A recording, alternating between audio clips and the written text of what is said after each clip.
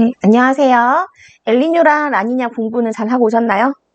네, 생각보다 그렇게 어렵진 않았죠? 여러분들이 겁먹었던 것만큼 엘니뇨 현상이 어려운 현상은 아니에요. 다만 이제 여러 가지 요소를 공부했기 때문에 그죠? 날씨라든지 뭐 미치는 영향이라든지 그다음에 해수라든지 대기 다 같이 공부했기 때문에 정리를 머릿속에 안 해두시면 뒤죽박죽 될 가능성은 있거든요. 네, 복습 정리만 좀 잘 하시면 될 것 같아요. 선생님 그때 표로도 정리해줬으니까 그다음 지도 잘 보시고 표로 정리한 거 조목조목 잘 보시면 내용 자체가 그렇게 어렵지는 않을 겁니다. 자, 오늘은 교과서 259쪽을 좀 펴보세요. 259쪽 이번 시간에는 259쪽에 대해서 공부를 할 건데 259쪽에 가시면 엘니뇨가 세계 기후에 미친 영향 이것도 있네요. 지난 이 앞에서 배웠던 엘니뇨를 이제 머릿속에 좀 기억하시면서 엘니뇨가 직접적으로 발생하는 적도지방뿐만 아니라 다른 지역까지 영향을 준다라는 걸 꼭 기억해 주고 계셔야 됩니다. 특히 이제 겨울에 겨울철 우리나라에는 그 엘니뇨가 발생했을 경우에 우리나라는요 따뜻해져요. 네, 온도가 좀 따뜻해집니다. 라는 우리나라도 영향을 받는구나 라는 거 기억해 주시면 좋을 것 같아요. 요 정도 해놓으시면 이제 엘니뇨는 넘어가시면 되고요. 오늘은 사막화에 대해서 공부를 할 거예요. 사막이라는 말뜻은 여러분들이 잘 아실 거니까 사막이란 말뜻 한번 보도록 하겠습니다. 사막. 네. 일단은 건조한 동네죠. 비가 잘 안 오고 건조한 동네요 라고 얘기할 수 있겠는데 그래서 기준이 뭔데 얼마큼 비가 안 와야 되는데 얼마큼 건조해야 되는데 라고 얘기했을 때 적혀 있네요. 여기 한번 볼까요? 근데 연평균 강수량이 250 이하래요. 이게 대체 어느 정도지? 네, 우리나라를 생각하시면 우리나라가 1300쯤 되거든요. 그럼 대충 감이 오시나요? 네, 우리나라보다 한 5분의 1, 뭐 6분의 1 이 정도 되는 우리나라보다 한 5분의 1 정도로 비가 안 오는 이런 동네가 사막이구나. 이게 생각보다 면적이 넓대요. 세계 면적의 전 세계 면적의 약 25%를 차지한대요. 책이 어디로 갔을까요? 여기 있네요. 자, 전 세계 면적의 한 25% 정도를 차지할 정도로 굉장히 넓은 편이긴 합니다. 생각보다. 여러분들이 생각했던 것보다 넓죠? 지도 한번 볼까요? 아래쪽에 가서. 네, 어디 있냐면, 뭐, 가장 유명한 사하라 사막, 그 다음 고비 사막 이런 거 있는데, 빨간색으로 지금 칠해진 곳이 이제 사막들이에요. 이것들은 이제 원래 있던 사막인데요. 원래 있던 사막인데, 근데 문제는 뭐가 문제가 되냐면, 사막 주변에 있는 동네 있죠? 원래 사하라 사막이 있으면 이제 그 근처에 사헬 지역이라고 하는 이런 지역이 있는데, 여기까지 지금 사막이 번지고 있다는 거예요. 이거를 사막화라고 얘기합니다. 기존에 있던 사막은 그냥 원래 사막이었고, 원래 사막이 아니었던 그 인근 근처 동네까지 사막이 되어가는 현상을 사막화라고 얘기한다는 거예요. 여러분 사막이 대충 어디에 많이 있는 것 같아요? 네, 여기 표시 좀 해볼까요? 주로 위도 30도 부근에 많대요. 선생님 그것도 외워야 돼요? 이거는 사실 외우는 게 아니라 머릿속에 들어있어야 돼요. 왜냐면 우리 지구 대기 대순환 할 때 뭐라고 했었냐면 이런 얘기 했었어요. 여기 적도 부근에는 공기가 상승 기류가 발달한다. 왜 더우니까. 극지방에는 하강 기류 발생한다. 기억나세요? 그래서 대기 대순환할 때 이렇게 돌고 뭐 이렇게 해가지고 하강 기류가 어쩌고저쩌고 이렇게 해서 이렇게 돌고 이런 얘기 했었잖아요. 하강 기류가 발생하는 동네가 어딥니까, 여러분? 하강 기류. 자, 여기죠, 여기 30도 부근. 적도 지방에는 상승 기류가 발생하기 때문에 구름 많이 생기고 비가 많이 와요. 근데 중위도 가기 전 30도 부근에서는 하강 기류가 생기기 때문에 여긴 날씨가 되게 맑다고요. 반대로 말하면 건조하겠죠. 그래서 여기 부근 중위도 부근에 가장 사막이 잘 발생하는 남반구 마찬가지. 여기가 가장 사막이 잘 발생하는 동네다라는 거. 그러니까 30도 부근이다. 적도 부근이 아닙니다. 적도는 상승 기류 때문에 비 많이 와요. 적도 아니고 약간 올라가서 하강기류 발생하는 30도 부근이라고 보셔야 됩니다. 이게 무슨 말이냐 궁금하신 분들은 나중에 교과서 257쪽에 있는 거 있죠? 257쪽에는 대기 대순환 가서 어디에 상승기류 있었나 하강기류 있었나 한번 보고 오시면 되겠어요. 됐나요? 그래서 강수량은 적고 증발은 많이 돼야 되니까 위도 30도 부근에서 많이 일어난다. 선생님 극지방도 그럼 뭐 사막이겠네요? 극지방도 하강기류 있잖아요. 극지방도 하강기류라서 강수량은 적어요. 그런데 거기는 증발량이 어떨까요? 네, 태양이 쨍쨍 내려지는 게 아니라 증발량이 그렇게 많진 않죠. 거기는 또 다른 원인 때문에 그 대륙과의 온도차 이런 것 때문에 눈도 많이 오고 합니다, 사실은. 그래서 어쨌든 여기 30도 부근이라는 거. 요거 기억을 좀 해주시면 좋을 것 같아요. 하강기류 발생해서 강수량이 적은 동네 그리고 햇빛은 따뜻한 증발량이 많은 동네, 위도 30도 부근이 좋아요. 라는 얘기입니다. 자, 사막화라는 건 점점 사막이 되어가는 사막 주변 동네 얘기하는 거예요. 여기에 줄 한번 그어볼게요. 그래서 사막 주변의 토지가 황폐해져 점점 사막으로 변하는 현상이라고 해요. 원인이 뭐라고 나와 있냐면 방금 나와있죠. 기후변화, 인간활동, 이런 거. 그죠? 근데 기후변화 같은 경우에는 인위적인 요인도 있고, 인간활동에 의한 요인도 있습니다. 한번 볼게요. 그 사막 주변에는 원래 아직은 사막이 아니었어요. 그냥 반건조 정도? 반건조한 지역? 반건조 지역이라고 하는데, 여기는 사막보다는 강수량이 많았는데, 기후변화나 인간활동 때문에 이렇게 된대요. 원인, 자연적 요인이랑 인위적인 요인이 있다고 하니까 두 개 나눠서 한번 볼게요. 자연적 요인. 자연적인 요인에는 뭐가 있을까요? 네. 대기 대순환의 변화. 대기 순환이 변하면 당연히 네, 비가 오던 게 안 올 수 있겠죠. 지구 온난화 등으로 일어나는 대기 대순환 변화. 그래서 증발량이 많아지고 강수량이 줄어들면 당연히 장기간 가뭄이 지속이 되겠다. 그러면 사막화가 되겠네요. 별로 어렵진 않죠? 네. 그다음 인위적인 요인도 있어요. 인위적인 요인이 뭐가 있을까? 사람이 물을 너무 많이 쓰거나 하는 거예요. 그럼 어떤 거? 과잉 경작. 농사를 너무 많이 짓는 거야. 계속. 그 다음에 과잉 방목. 네, 너무 많이 그 소나 염소 같은 거를 너무 많이 풀어놓고 키우는 거야. 이런 거. 그다음 무분별한山림 파괴. 이런 거는 다 인위적인 요인입니다. 원인이 자연적인 요인도 있고 인위적인 요인도 있네요. 라는 거 기억해 주시면 되겠어요. 그러면 사막화가 진행이 되면 결과는 어떻게 될까요?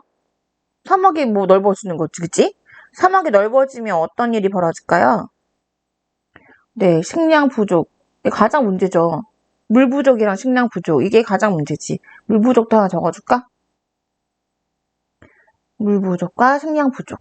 이렇게 표시해주세요. 선생님 여기 사헬 지역 근처에 이제 에티오피아의 사막에서 되게 인상 깊었던 일이 있었어요. 여러 가지 사막을 많이 가봤는데 에티오피아에 있는 그 사막 쪽에서 사막이니까 사실 우리는 이제 먹을 거 식량이랑 이런 걸 다 싸들고 차를 타고 이동하고 있는데 거기에 이제 살고 있는 아이들이 이제 국어를 하러 오는 거예요.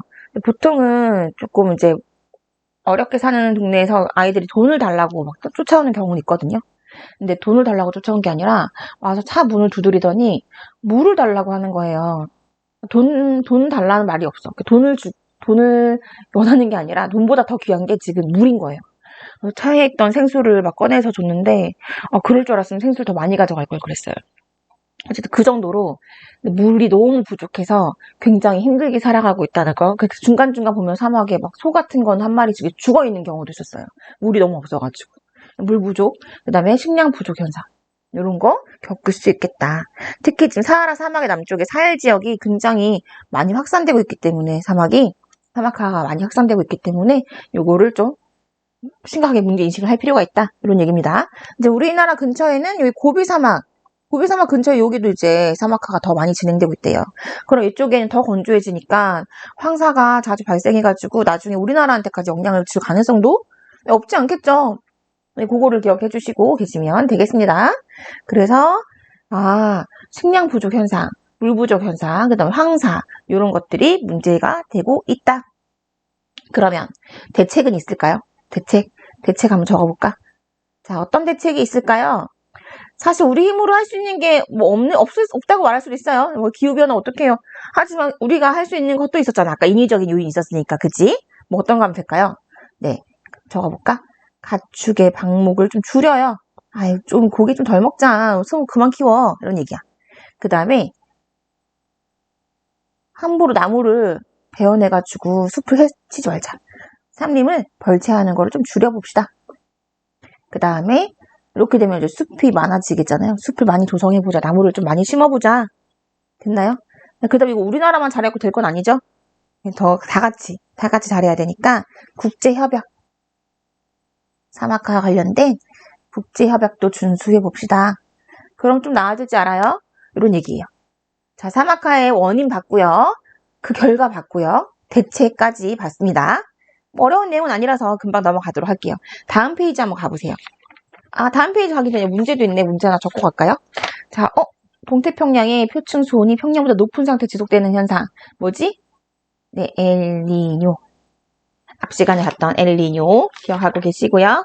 자, 그러면 뒷장에 가셔가지고 우리 지구 미래 극복 방안 이것도 봐볼게요. 연결되는 내용이라서 바로 같이 보겠습니다. 260쪽이에요. 260쪽. 자, 인간 중심의 산업 개발을 이때까지 많이 해왔어요. 우리가 편리하려고 경제 활동을 많이 해왔더니 여러 가지 문제들이 생기네. 어떤 문제가 생겼지? 그랬더니 여러 가지 문제가 생겼대요. 밑에 있는 탐구 활동 이거는 안 하고 넘어가도록 하겠습니다. 자, 바로 다음 페이지, 오른쪽 페이지로 가볼게요. 자, 여기 보시니까 현재 추세로 이산화탄소 배출량 계속 증가하면요. 계속 지구온난화가 심해질 거래요. 아, 우리 지금 좀 전까지 그 지구온난화 계속 공부했잖아요. 기후변화 계속 공부했잖아요. 그런 얘기 하고 있는 거예요. 현재 추세로 이산화탄소 배출량 계속 증가하면은 어떻게 된다고? 지구 평균 기온 계속 올라가겠네요. 해수면 높이도 계속 상승하겠네요. 라는 얘기를 하고 있는 거예요. 자, 그러면 결과. 그 결과 어떤 일이 벌어질까? 그러든가 말든가가 아니라 그렇게 되면 되게 큰일 납니다. 농작물 수확량 줄어들 거 아니에요. 우리 점점 식량난에 시달리겠지. 그 다음에 생물 다양성도 낮아질 수 있어요. 그렇나요? 물론 폭염이 갑자기 많이 발생할 수 있습니다. 폭풍의 일, 그 다음에 대규모 태풍 이런 것 때문에 그 자연재해 수해를 입을 수도 있어요. 그 다음에 이런 기상재해뿐만이 아니라요. 전염병, 질병 발생도 많이 생길 수 있다. 야, 그러면은 인간의 수명이 줄어들 수도 있고 우리가 직접적으로 피해를 많이 보겠구나 라는 얘기를 하고 있는 겁니다. 그래서 여러 가지 사례들 지금 줄 그었는데 이런 일이 앞으로 생길 수 있다.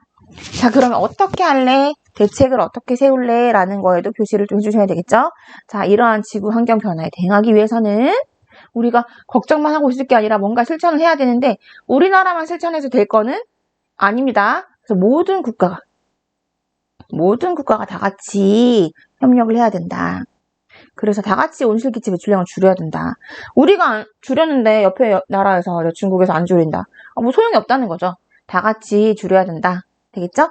그래서 그 협약이 있어요. UN 기후변화 협약이라고 요거 하나 좀 표시 또 해주실게요. UN 기후변화 협약 하나는 좀 기억해 주시면 좋겠어요. 요게 뭐다? 인위적인 기후 변화를 방지하기 위한 협약입니다. 여기서 이제 온실기체 인위적인 배출을 제한하자. UN 기후변화 협약에 온실기체 인위적인 배출을 좀 제한하자. 가만히 있어도 사실 온실기체 많이 나오는데 우리가 좀 줄이자 이런 얘기하고 있는 거예요. 됐나요? 이거 말고도 여러 가지 이제 협약을 계속 앞으로 할 예정인데 국제적으로 모든 국가가 다 같이 신경 써야 된다. 일부 국가가 신경 쓰는 건 아니다라는 거 기억해 주시고요. 또 하나. 지금 우리가 뭐라고 했냐면 화석연료 때문에 이산화탄소 많아진다라는 얘기를 저번에 했거든요. 화석연료 안 쓰면 되잖아요. 근데 안 쓸 수는 없어. 우리가 또 에너지를 써야 되니까. 그지? 그럼 화석연료를 다른 걸로 대체해보면 어떨까? 그지? 대체해서 지속 가능한 에너지 사용 기술을 개발해보자. 예를 들면 어떤 거 있을까요? 네, 태양전지, 태양열, 지열, 바람 이런 걸로 좀 발전을 해가지고 전기를 만들면 화석연료를 대체할 수 있지 않을까? 이런 대체 에너지 개발 또는 이제 지속 가능한 에너지 사용 기술 개발 이런 걸 좀 해보자 라는 얘기인 거예요. 그래서 앞으로 지구 미래를 위해서 우리는 대체 에너지를 개발해보고 지속 가능한 에너지 사용 기술 개발해보고 그 다음에 또 뭐 있어? 쓸데없는 에너지 안 쓰면 되지. 그리고 에너지를 똑같이 쓰더라도 에너지 효율을 높이기 위해서 똑같이 이산화탄소 발생시켰을 때 이왕이면 난방이 더 잘 되면 조금 에너지를 덜 쓸 수 있을 거 아니에요. 그죠? 화석연료 좀 덜 쓸 수 있을 거 아니야? 그런 거 해보자 뭐 이런 얘기예요. 뭐 당연한 내용이라서 그냥 쉽게 넘어가겠습니다. 자, 내려가서 바로 문제 풀고 이 단원도 끝내볼게요. 자, 스스로 해결하기 갑시다. 엘니뇨가 발생하는 원인, 벌써 또 나왔네, 엘니뇨가 발생하는 원인을 적어보세요. 라고 했는데, 대기 대순환과 연관지어서라고 하니까 우리가 대기 대순환에 있던 용어를 하나 써줘야 되겠죠? 자, 대기 대순환에 나왔던 여러 가지 바람 중에 적도지방에 부는 바람 뭐였냐면, 네, 무역풍이었죠. 무역풍. 적어주셔야 돼요. 무역풍이 강화예요, 약화예요? 엘니뇨는. 네, 약해져서. 무역풍이 약화돼서 그런 거예요. 무역풍이 약해지면 어떤 일이 벌어지나? 그렇지. 원래 동쪽에서 서쪽으로 흐르던 적도 해류가요. 어떻게 된다? 약해져요. 그래서요. 적어줄까요? 태평양, 아이고, 왜 글자가 였지? 네. 태평양의 따뜻한 해수가 원래는 동쪽에 서쪽으로 계속 흘러갔었거든요. 적도 해류 때문에. 그죠? 그런데 이게 어떻게 된다? 못 흘러간다. 못 흘러가다 보면 여기 너무 약하게 흘러가거나 아니면은 오히려 역류하는 경우도 사실 많이 있어요. 그래서 해수가요. 동쪽으로 계속 쌓이는 겁니다. 동쪽 바다가 어떻게 돼? 따뜻해지는 거지. 동태평양, 페루 쪽. 아이고, 페루라고 쓸 뻔했네. 동페루가 아니고 동태평양 표층 수온이 상승해서 아우 아주 따뜻해, 왜 이렇게 따뜻해 라고 하는 게 엘니뇨라고 했잖아요. 네, 그게 바로 엘니뇨였습니다. 됐나요? 정리할 수 있겠죠? 엘니뇨가 발생하는 원인 뭐 때문이었어? 결국 시작을 가보면 대기대순환에 있는 무역품부터 시작하는 거였구나 라는 거 기억해 주시면 되겠습니다. 자, 2번 온실기체의 배출을 줄이기 위해서 개인이 가정에서 실천할 수 있는 방법. 아까 기술 개발하자고 했는데 이거는 개인이 실천할 수 있는 건 아니잖아요. 개인이 실천할 수 있는 건 뭐겠어요? 그렇지, 에너지 절약하면 되죠. 불필요한 전기 꺼주시고요. 그죠? 난방 쓸데없이 많이 하지 말고요. 필요한 만큼만 하고요. 불필요한 에너지를 절약하면 좋겠네요. 전기라든지 난방 같은 거. 그러면 우리가 화석연료를 덜 연소시키는데 도움을 좀 줄 수 있겠다라는 거. 됐나요? 이 정도 해놓으시면 될 것 같아요. 그리고 이제 쓸데없이 자꾸 공장에서 물건을 찍어내면 그것도 낭비거든. 공장에서 자꾸 물건을 만들어내면서 발생하는 그 자원을 계속 어디선가는 조달을 해야 되고, 그다음 공장을 돌려야 되고 하니까 그것도 역시 마찬가지 온실기체 배출에 큰 영향을 미치는 거거든요.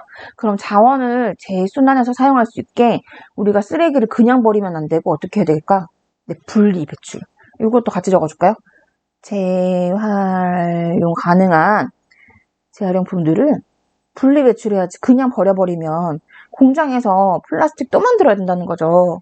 그래서 이런 거는 분리해서 배출해서 재활용이 가능할 수 있게 우리가 도움을 줄 수 있겠다라는 거. 이 정도 적어주시면 되겠습니다. 여러분 시험 범위가 여기까지 끝이에요. 네, 멀리 달려오셨죠? 짧은 기간 안에. 자, 근데 그냥 넘기시면 안 되고요. 교과서 271쪽에 펴보세요. 우리 시험 문제에 항상 교과서 문제는 반영이 잘 된다라고 얘기했었습니다. 271쪽이에요. 네, 271쪽. 여기 가시면 271쪽에 여기 보시면 빈칸 채우기 있죠? 요거 해보셔야 돼요. 요게 우리 시험 범위에 해당하는 파트입니다. 3번, 큰 3번. 네, 요거 꼭 반드시 해보시고요. 뒷장에 가시면 또 우리 시험 범위에 해당하는 문제들이 있어요. 몇 번이지? 한번 보실까요? 272쪽에 6번. 요거 우리 시험 범위에 해당하는 문제죠. 6번. 맞나요? 그 다음에 그 뒤에 7번, 8번. 요거 풀어보셔야 돼요. 이렇게 세 문제까지 풀어보셔야 시험 대비가 완전히 된다고 보시면 될 것 같아요.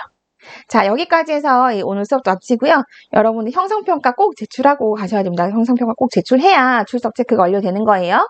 자, 고생 많이 하셨어요. 학교에서 만나요.